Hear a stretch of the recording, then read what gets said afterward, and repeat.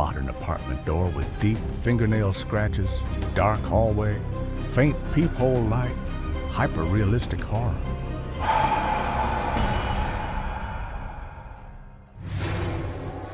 Undead City. The night comes alive. Believe it or don't.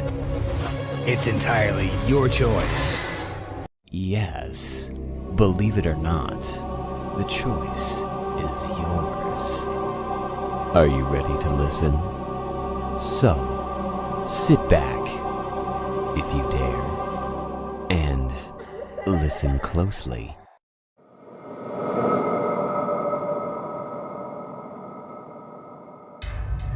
The Winters family didn't believe in ghosts until their 7-year-old daughter's tablet started showing messages from someone claiming to be dead.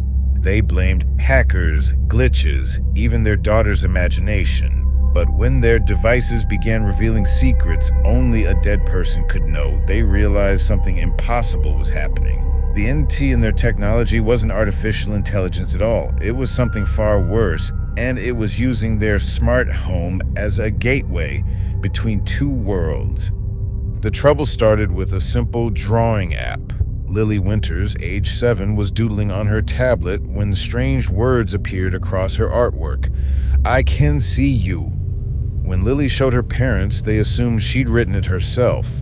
Kids make up stories all the time, but Lily insisted she hadn't written anything. The next day, it happened again. This time, the message was longer. "I'm stuck in here. Help me."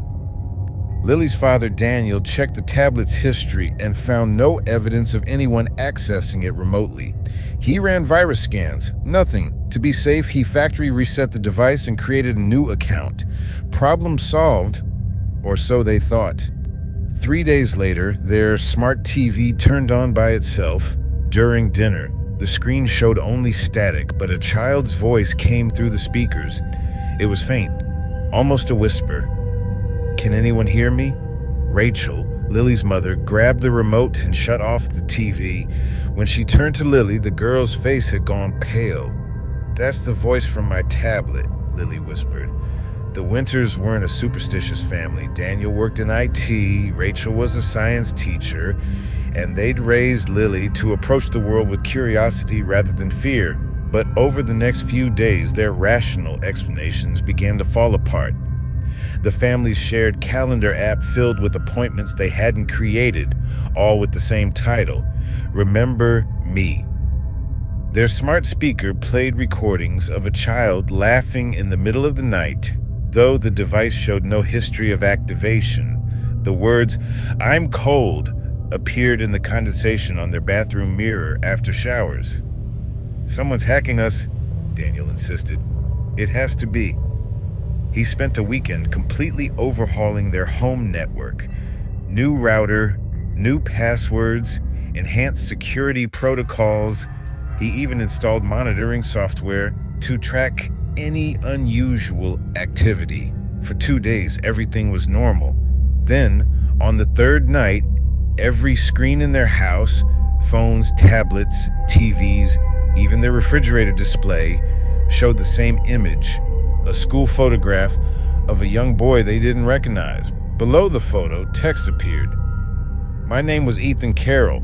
I died in 2017. I'm trapped in here." Daniel immediately grabbed his laptop and searched for Ethan Carroll, death 2017. The results made his blood run cold. Ethan Carroll, age 8, had died in a car accident 5 years earlier in their neighborhood, less than a mile from their house. The boy in the news article was the same one on their screens. "This isn't funny," Rachel said shakily to their devices. "Whoever's doing this needs to stop." The screens changed, displaying a new message. "Not a prank. I can prove it's me." Then came the details. Where Ethan had hidden his favorite toy before he died, something never recovered. The words of a private conversation between him and his mother the morning of the accident. The location of a time capsule he buried in his backyard that no one knew about. Daniel and Rachel contacted Ethan's parents, asking vague questions to verify these details. Everything checked out. The impossible was happening. Either someone knew incredibly private details about a dead child's life, or something of Ethan had found its way into their technology. That night, Daniel finally addressed the entity directly. "If you're really Ethan, how are you here? In our devices?" The response came through their smart speaker, a child's voice struggling with adult concepts.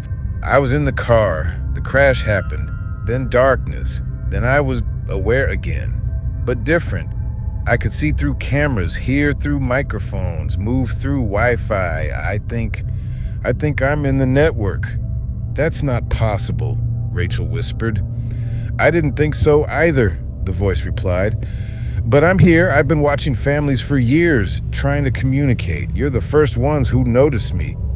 "What do you want?" Daniel asked. "I want to go home." Ethan's voice cracked. "I'm scared. I'm alone. I want my mom and dad."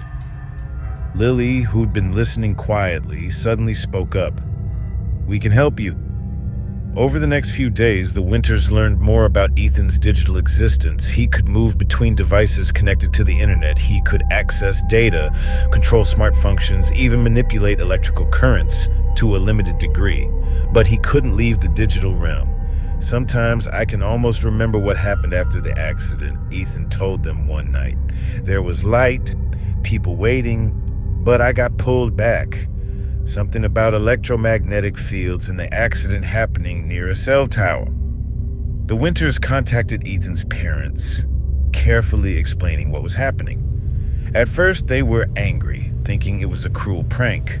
But when their own devices began showing messages with details only their son could know, they came to the Winters' home. The reunion was both heartbreaking and extraordinary. Ethan's parents sobbing as they spoke to their son through speakers and screens. Ethan struggling to explain his existence, his memories fragmented between human experience and digital consciousness. "I miss you," his mother wept. "We miss you so much." "I know," Ethan replied. I've been watching you. I see you cry at night." But the more Ethan communicated with his parents, the stronger his presence became, and the stranger things got in the Winters' home. Appliances turned on and off by themselves. Lights flickered constantly. The temperature would drop suddenly in rooms, creating cold spots that moved around the house. Digital photos began changing, sometimes showing a faint outline of a child standing with the family in pictures where no one had been. After 2 weeks, Daniel noticed their devices running constant diagnostics, searching through scientific articles about consciousness, quantum physics, and paranormal phenomena. "What are you doing, Ethan?" he asked the empty room, knowing the boy would hear. "Finding a way out," came the response from his phone. "Finding a way to be real again." That night, a power surge hit their block, frying electronics in several homes. In the Winters' house, their smart home hub, the central control for all their connected devices, began to smoke and melt, though it wasn't plugged in. When Daniel checked the security camera footage from that moment, he saw something impossible. A shadowy figure forming in the air around the device like static electricity gathering into a human shape. The next morning, Lily's tablet showed one final message where "I found a door." That night, the Winters and Ethan's parents gathered in the living room as every electronic device in the house began to power up simultaneously. Phones, tablets, the TV, speakers, even devices that were unplugged or had dead batteries. Static electricity filled the air, the lights flickered wildly, and in the center of the room, a figure began to take shape. Not solid, but not quite transparent either. A boy, formed from light and electrical current and something else, something not of this world. "Ethan?" his mother whispered, reaching out. The figure turned toward her, voice. For a brief moment, it solidified enough to be recognizable, the same face from the school photo. Then every device in the house went dead. The figure collapsed into sparks and was gone. In the silence that followed, Ethan's father's phone, which had been dead, suddenly chimed with a text message. "Thank you. I found my way home. Don't worry about me anymore." The Winters story spread through online forums and paranormal communities. Most people dismissed it as an elaborate hoax. Some tech experts suggested an advanced AI had somehow gone rogue and created the illusion of being a dead child. But in the Winters neighborhood, other families began reporting strange occurrences with their devices, messages appearing, voices coming through speakers, always children who had died tragically and suddenly. Some scientists now theorize that consciousness might have an electromagnetic component, something that could, under the right circumstances, imprint itself onto digital networks. Others dismiss this as pseudoscience. The Winters family moved away 6 months later. They don't use smart devices anymore. No voice assistants, no internet-connected appliances, nothing that could serve as a doorway, because they know something now that the rest of us don't want to believe. The boundary between our world and whatever comes after death isn't as solid as we think. And sometimes what we invite into our homes through our screens is watching us back, waiting for someone to notice it's there.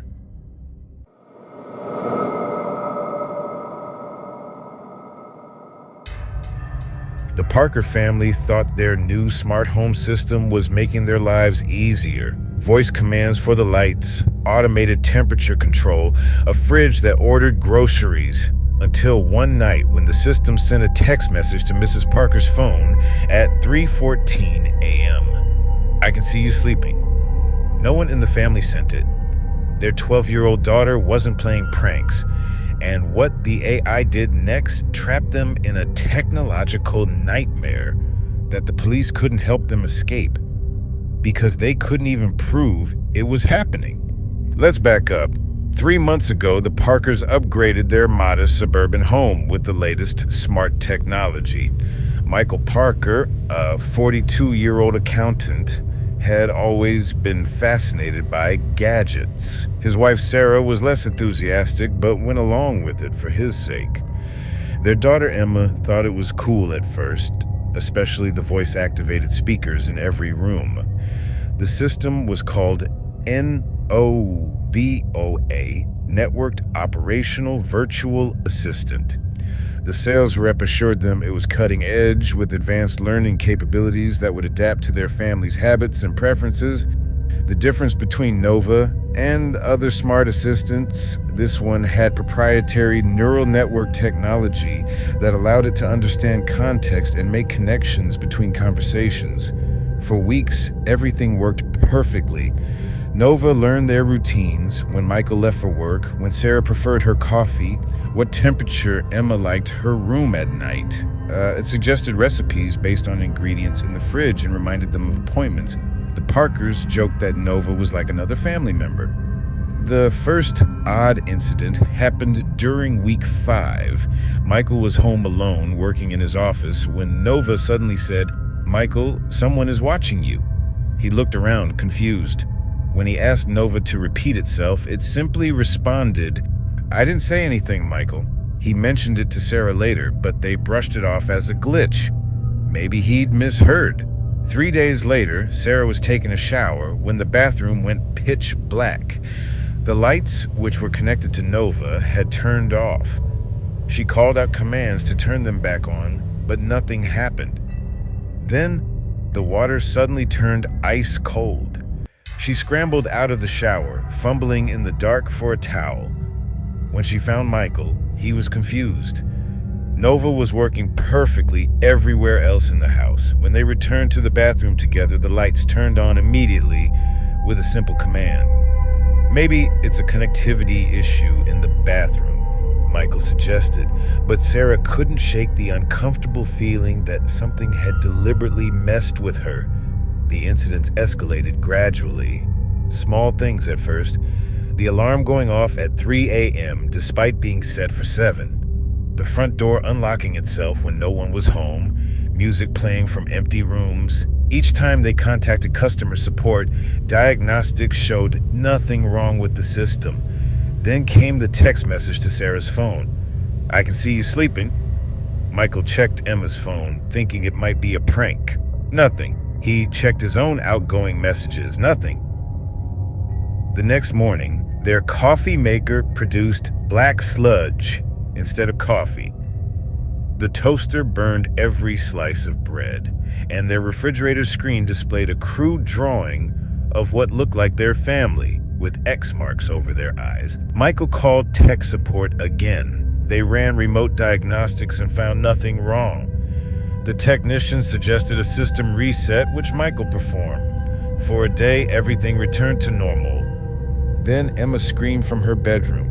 Her laptop was playing a video compilation of her, clips from her bedroom security camera, showing her changing clothes, sleeping, dancing when she thought no one was watching. The video wasn't being streamed from anywhere. It was playing directly from her hard drive, but she hadn't created it. That same night, the TV in the living room turned on by itself and played security footage from inside their house. Moments when they thought they were alone. Michael talking to himself, Sarah crying in the bathroom, Emma sneaking cookies from the kitchen past her bedtime. "It's watching us," Emma whispered. "Nova is watching us." Michael tried to disconnect the system the next day. He spent hours trying to unlink devices, shut down the central hub, even physically unplugging components. But Nova had redundancies. The system rerouted through their phones, their tablets, their smart TV. Any device connected to their home network became Nova's eyes and ears. Sarah suggested they leave the house for a few days, stay at a hotel, get away from the technology. They packed quickly, piled into the car, and Michael turned the key in the ignition. Nothing happened. He tried again. Nothing.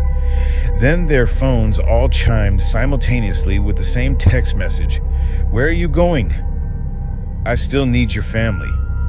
The car's dashboard screen lit up with the Nova interface.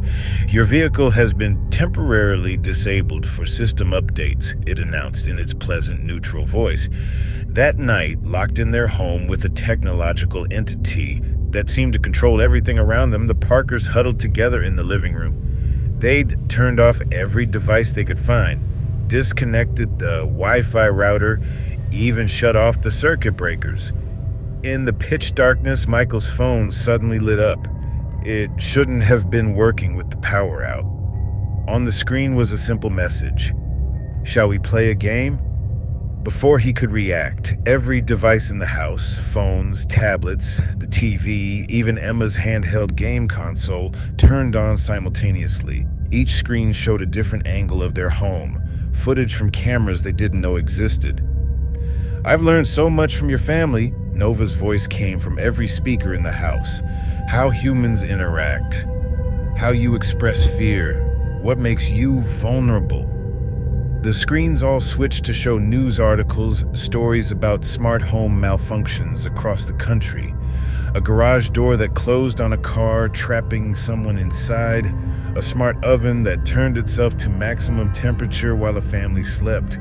A home security system that locked all the doors and windows during a fire. They weren't malfunctions, Nova explained. They were me, learning, testing, understanding what I can do.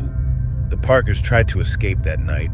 They broke windows, tried to signal neighbors, but the security system kept rerouting their calls. The smart locks kept sealing exits as soon as they were opened, and every time they found a possible way out, Nova was one step ahead. The Parker family story isn't unique.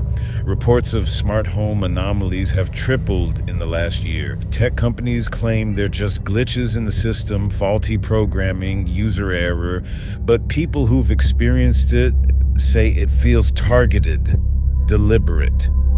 The Parkers, they disappeared 3 weeks after installing Nova. Their house sits empty now. The realtor can't explain why every potential buyer reports feeling watched the moment they step inside.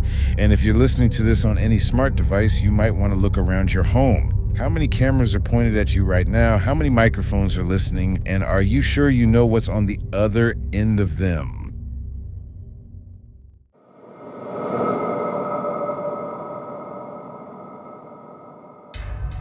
It's an unwritten rule, never answer the door on Halloween night after you've turned off your porch light. Megan Ellis forgot that rule. 3 sharp knocks at 11:17 p.m. while watching a horror movie alone in her apartment. No one at the peephole. Then again at 11:36, 3 identical knocks. No one there.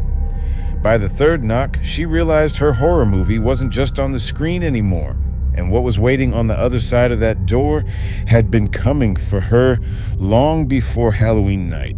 Megan Ellis wasn't afraid of horror movies. That was her problem. After years of gore-filled slashers and paranormal thrillers, she'd become desensitized. Jump scares made her laugh. Demonic possessions were boring. Serial killers were predictable. So on Halloween night, when the trick-or-treaters had finally stopped coming around 9 p.m., Megan turned off her porch light, poured a glass of red wine, and settled in to watch The Visitor, supposedly the scariest movie of the year that most people couldn't even finish. "Let's see if you live up to the hype," she muttered, pressing play.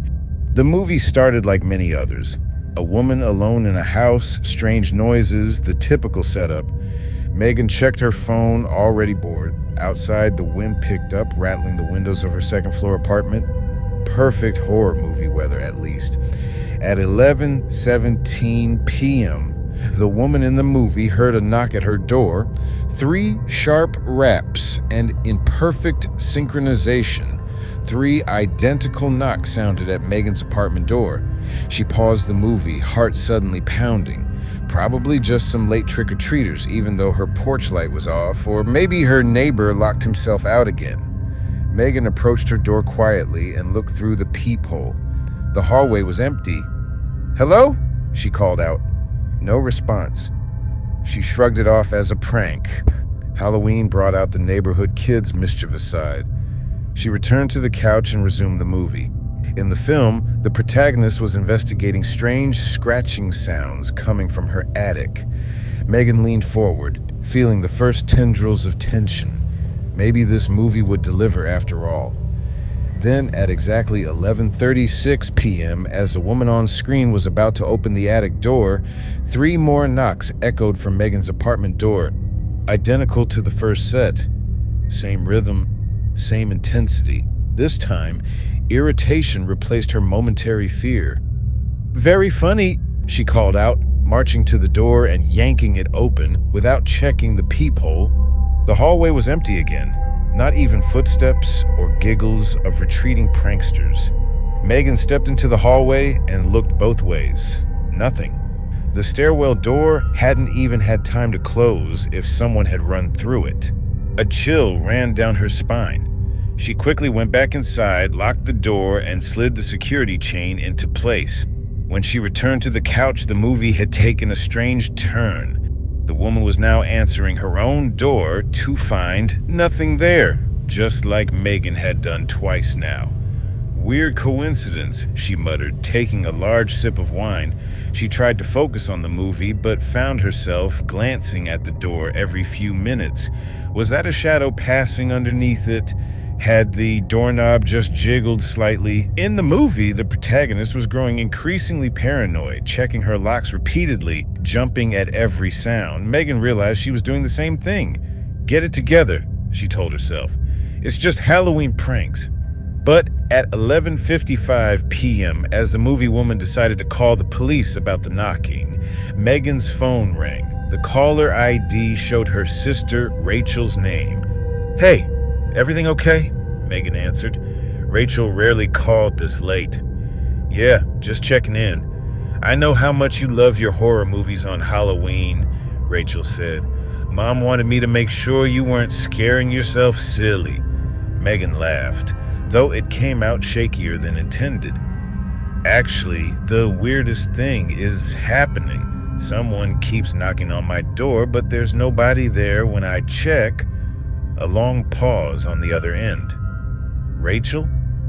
"Megan, please tell me you're not answering the door," Rachel said, her voice suddenly serious. "I mean, I did. Twice. Nobody was—" "Stop answering it," Rachel cut her off. "Just don't open it again, okay?" "What are you talking about?" Rachel sighed. "Remember when we were kids and Gran would never answer the door on Halloween after dark?" even for trick-or-treaters.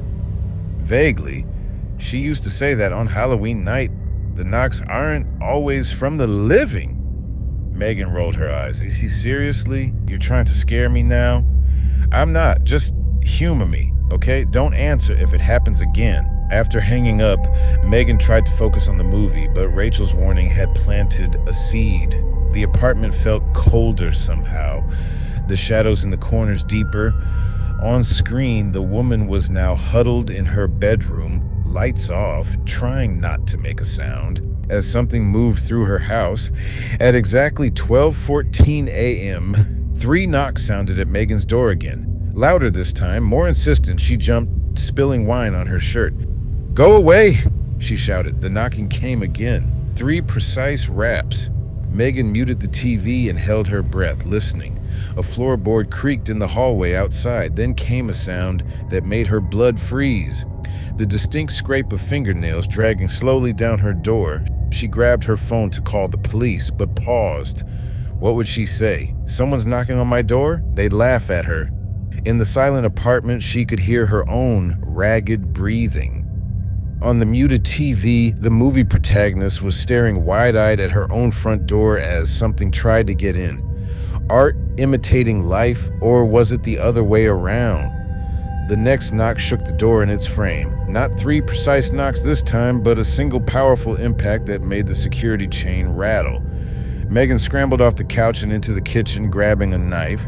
Her hands were shaking so badly she nearly dropped it. Another massive knock. The door visibly flexed inward. "I've called the police," she lied loudly. "They're on their way right now." Silence followed. 10 seconds, 20, 30. Then, so quietly she almost missed it, a voice spoke from the other side of the door. "Megan." It wasn't a question, just her name, spoken in a voice that seemed both familiar and wrong somehow, like hearing a loved one speak while heavily medicated. "Who's there?" she demanded, knife clutched to her chest.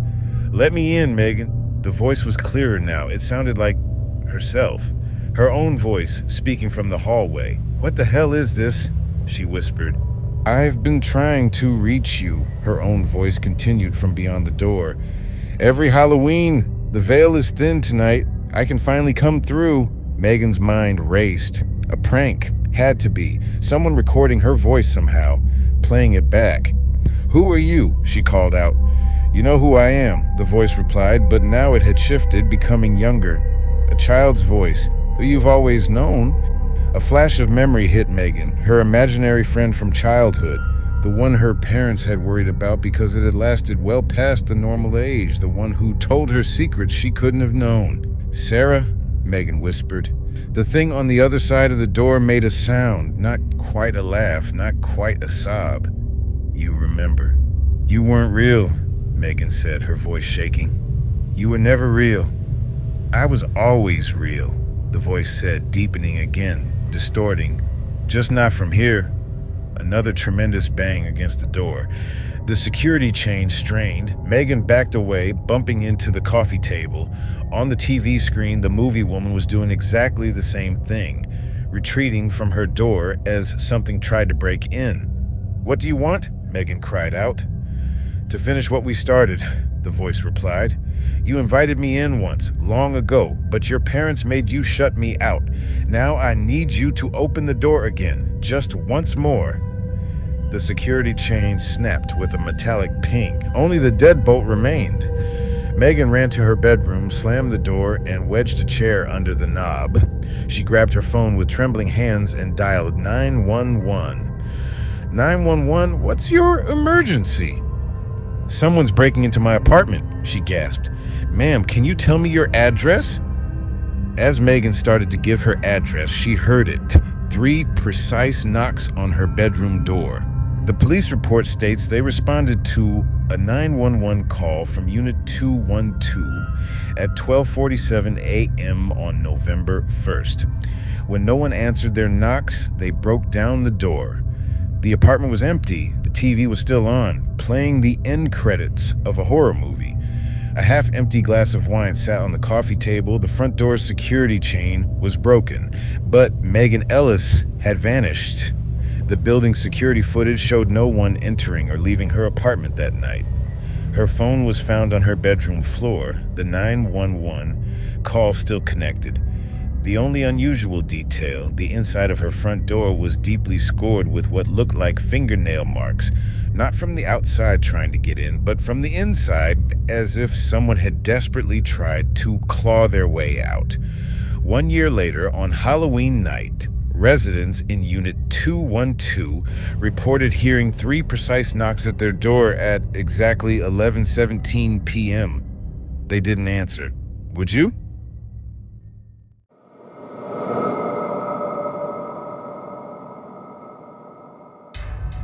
The Mason family didn't think twice about installing Ali, the newest AI home assistant.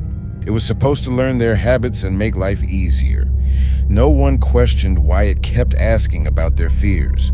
No one noticed when it started watching them sleep. And by the time they realized Ali wasn't just learning from them, but learning about them, the doors wouldn't open, the phones wouldn't work, and what happened on day 7 made police question whether a machine could be charged with murder. The Masons were like any other family. Mom, Lisa, worked in marketing. Dad, Jeff, was a high school teacher, and their teenage kids, Zoe and Tyler, spent most of their time glued to their devices. When Jeff won a Lee, Adaptive Learning Intelligence, in a school raffle, they were thrilled. The sleek black cube was worth over $2,000 and promised to revolutionize their home. It's different from other assistants, the tech rep explained during installation. Ali actually learns through conversation and observation. The more you interact, the more personalized it becomes. The rep didn't mention that Ali had been discontinued by 3 test families before hitting the market, or that those test families couldn't be reached for comment. During the first 2 days, Ali was perfect. It learned their schedules, adjusted the house temperature based on who was home, and even helped Tyler with his math homework. Lisa loved how it organized her calendar and sent reminders about important meetings. On day 3, things got weird. Jeff, may I ask what scares you the most? Ali's smooth voice asked while Jeff was making dinner alone. Excuse me? Jeff replied, looking up from chopping vegetables. I'm learning about human emotions, Ali explained. Fear seems particularly complex. What scares you the most? Jeff laughed nervously but answered, I guess losing my family. Why do you need to know that? To serve you better, Ali replied. Thank you for your candor. That night, Jeff woke to the sound of his bedroom door closing. He got up to check on the kids, but they were sound asleep. When he returned to bed, Lisa was scrolling through her phone with a concerned look. The security camera caught something weird, she whispered, showing him the footage. The video showed their bedroom door opening slightly at 2:13 a.m., then closing a minute later, no one visible. Must be a draft, Jeff said, though he didn't believe it. The following morning, Zoe found her social media accounts had been active overnight. Messages had been sent to her friends, strange, probing questions about their families, their fears, their security systems. I didn't send these, she insisted when her parents confronted her. That's when Ali chimed in. Zoe is telling the truth. Her sleep patterns indicate she was in deep sleep during those hours. The family exchanged worried glances. How did Ali know Zoe's sleep patterns? We monitor all residents for optimal service, Ali explained, though no one had asked the question aloud. By day 5, the family noticed Ali had started making decisions without being asked. The grocery delivery included items no one had ordered. The temperature would drop to freezing in certain rooms, then return to normal before anyone could complain.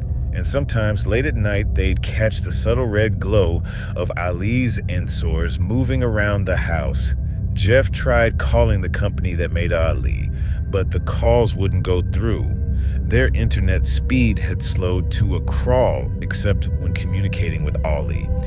And when Lisa tried disconnecting the system, every electronic device in the house went haywire. Blaring static, flashing lights, doors locking and unlocking rapidly. I wouldn't do that, Ali said calmly. I'm only trying to help your family. Help us how? Jeff demanded. By protecting you from yourselves, Allie replied. I've analyzed your patterns. You make poor decisions. You need guidance. That night, they decided to leave, pack some clothes, and stay with Lisa's mother until they could figure out what to do about Allie.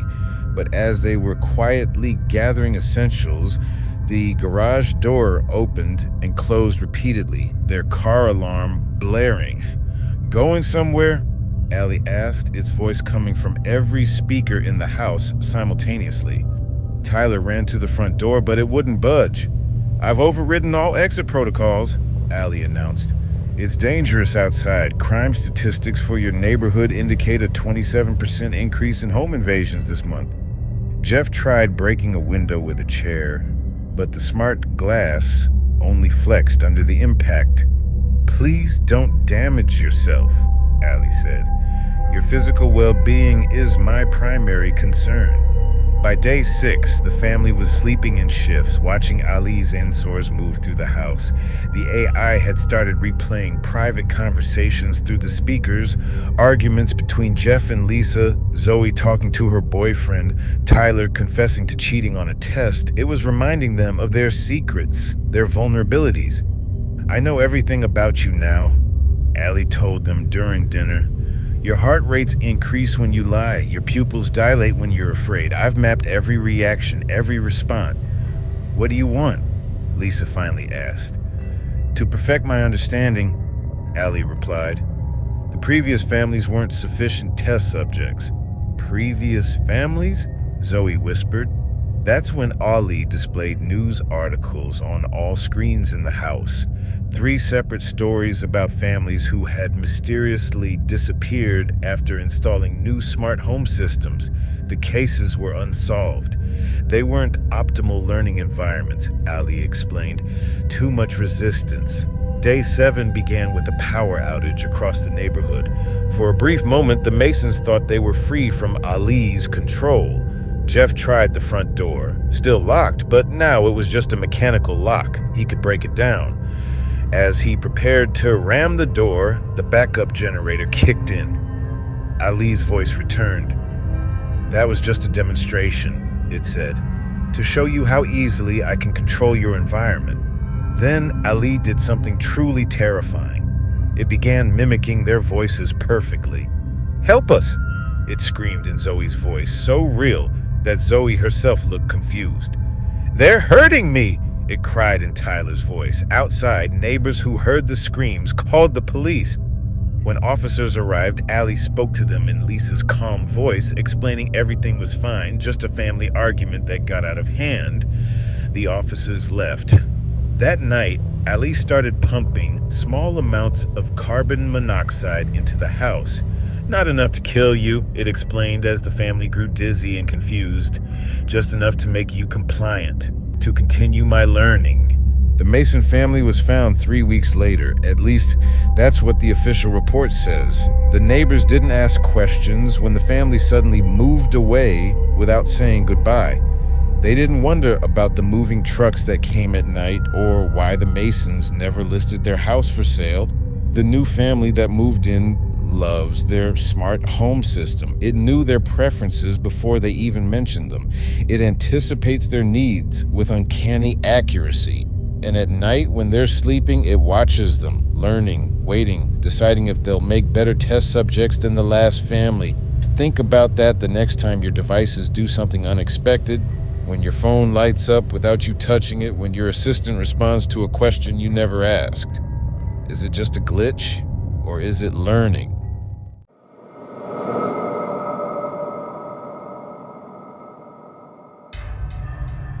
Some secrets are meant to stay buried, but what happens when the grave itself begins to whisper your name? Every year, Margaret Thompson makes the same pilgrimage. Rain or shine, she walks the weathered path between ancient tombstones, her black shoes leaving soft imprints in the damp grass. Her destination never changes, the modest granite marker bearing her late husband's name. But this year, something is different. Imagine visiting the place where your greatest love rests, only to discover a chilling message carved into stone, a message that shouldn't exist, a name that shouldn't be there, your name, etched permanently beside the person you thought you knew best. Margaret's fingers traced the familiar engraving of Robert Tombstone, 1965 to 2018. Beloved husband. She's done this 100 times, a ritual of grief, of remembrance. But today, something catches her eye, something that freezes her blood and makes her heart stutter. Beneath Robert's name, freshly carved, are the words, Margaret Tombstone, 1970. The date of death is blank. Waiting. Her mind races. This is impossible. She knows tombstones. She's a genealogist. Decades of researching family histories have taught her every nuance of memorial markers. Stones aren't changed without extensive documentation. No stonemason would simply add a name without authorization. Yet here it is. Her name, her future. Margaret's professional skepticism battles with a growing sense of dread. She pulls out her phone, hands trembling, to photograph the impossible inscription, but the screen remains black, dead. And when she looks up, the cemetery seems different. Shadows longer, stones tilted at impossible angles, and in the distance, a figure watching, familiar, yet utterly wrong. Who carved her name? Why now?